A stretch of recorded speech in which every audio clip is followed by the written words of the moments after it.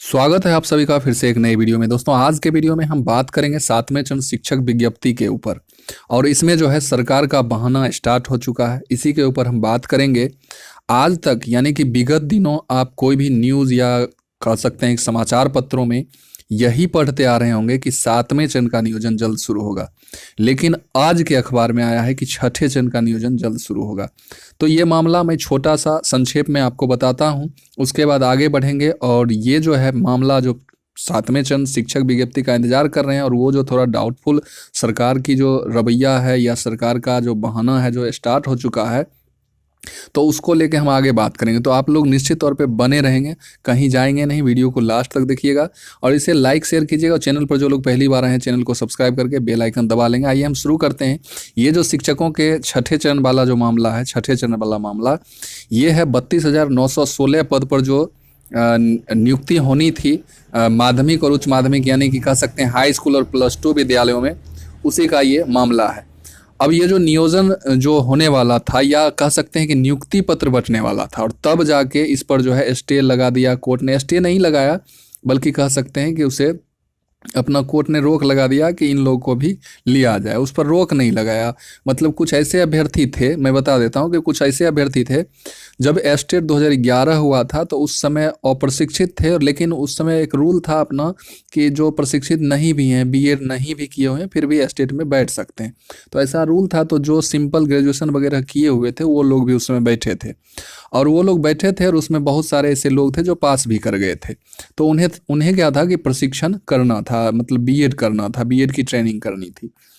तो वो लोग बीएड अपना 17-19, कुछ ऐसे कैंडिडेट थे जो 17-19 बैच में बीएड कर रहे थे। अब 17-19 बैच में बीएड कर रहे थे और 19 में जो है यह कह सकते हैं 19 में ये 6ठे चरण की प्रक्रिया शुरू हो गई थी। माध्यमिक उच्च माध्यमिक कह सकते हैं, प्राइमरी या पर प्राइमरी सब शुरू हो गया था।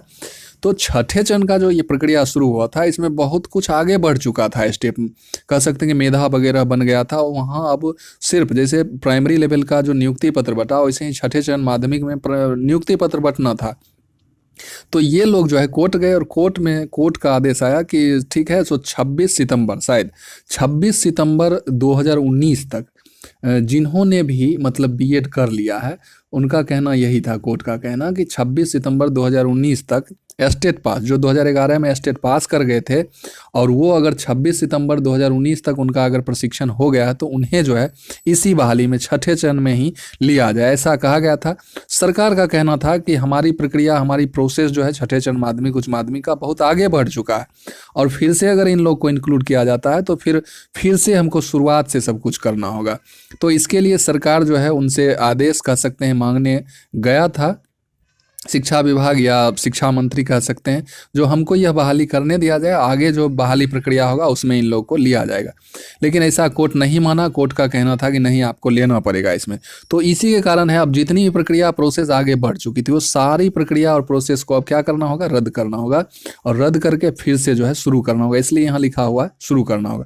अच्छा, चलिए अब बात करते हैं 7वें चरण प्राइमरी विज्ञप्ति या 7वें चरण नोटिफिकेशन के ऊपर। तो प्राइमरी की बात है, और ये जो बात है, ये जो नियोजन है, ये माध्यमिक उच्च माध्यमिक के है। तो इसमें जो है कोई बाधा, प्राइमरी लेवल के नोटिफिकेशन में कोई बाधा नहीं आना चाहिए। लेकिन फिर भी सरकार जो है बहाना बना रही है कि बहाना बना के जो है इसको एक बार कंप्लीट कर ले फिर देंगे। तो ये बहाना जो है सरकार का नहीं चलने वाला है। तो इसी के लिए जो है छात्रों में आक्रोश है। अब इस आक्रोश को लेकर मैं थोड़ा सा यहाँ एक कोटेशन पढ़ लेता हूँ, उसके बाद आगे आपको बताता हूँ। तो ज़रूरतें कहाँ ख़त्म होती है, ज़रूरतें कहाँ ख़त्म होती है, ज़िंदगी के सफ़र में चलते ही रहना पड़ेगा मंजिल को पाने में।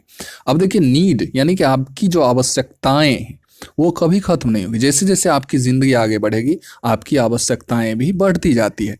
तो उस आवश्यकताएं यानी कि नीड को, ज़रूरतों को फुलफिल करने के लिए आपको जो है निरंतर चलते रहना होगा, अनवरत चलते रहना होगा। आइए मैं आपको बता दूं कि वो जो मामला चल रहा है अब माध्यमिक उच्च माध्यमिक को लेकर, अगर 7वें चरण प्राइमरी का नोटिफिकेशन रोका जा रहा है तो जाहिर सी बात है कि अभ्यर्थियों में गुस्सा तो आएगा ही।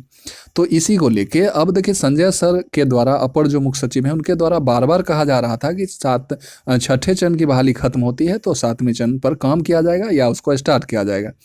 तो प्राइमरी की बात हम कर रहे हैं, तो प्राइमरी की बहाली खत्म हो चुकी है, तो प्राइमरी के ऊपर काम होना चाहिए, प्राइमरी का नोटिफिकेशन आना चाहिए।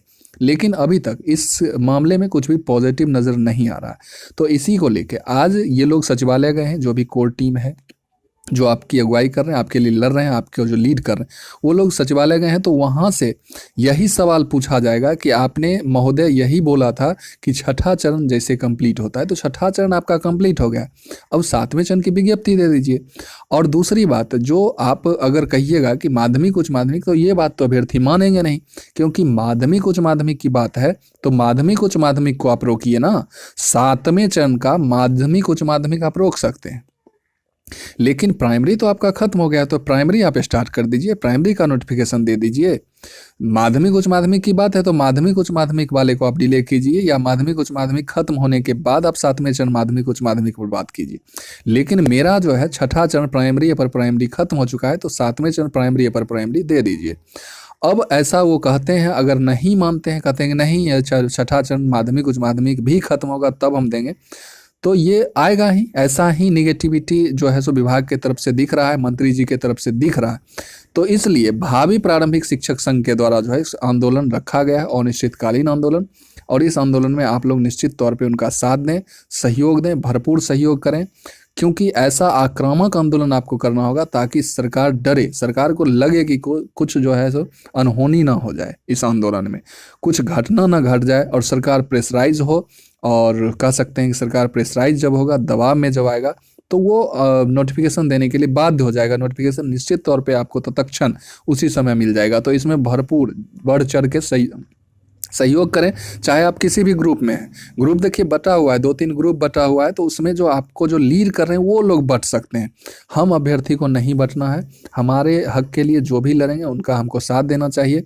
और जो टीम को लीड कर रहे हैं उनसे मैं भी आग्रह करूँगा कि आप लोग जो है इस पर सोचें। अगर आपको लगता है कि इससे पहले आंदोलन होना चाहिए तो उस पर भी आप विचार करें और अपना डेट भी आप दें, और दोनों लोगों में सहमति बना के एक निश्चित डेट फिक्स करें। वैसे यह जो डेट है अभी फिक्स हो चुका है, तो 7 मई वाला डेट जो है आप लोग दिमाग में बनाए रखिए।